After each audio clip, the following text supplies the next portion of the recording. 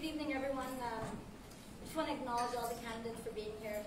I want to take this opportunity to talk about something a little more personal to me.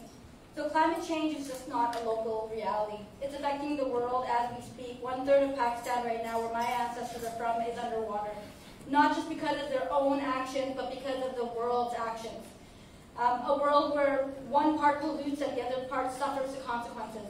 Climate change, or the consequences of, are not just severe weather as we've seen in the Atlantic right now, or floods like we saw in Peguis First Nation, or the fire that we saw in Matthias Cologne Cree Nation.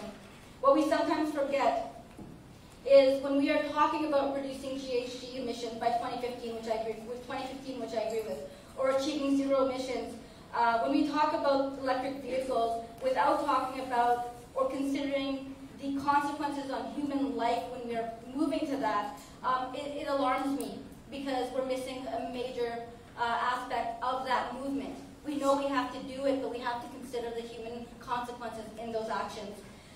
It's not just, or else we're going to miss the mark.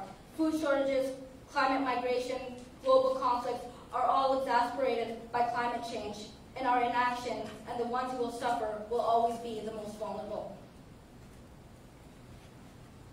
You know, I want to talk about so many things, but I just, because this is a little personal to me. When we're talking about climate action, I just want to implore people to think about people.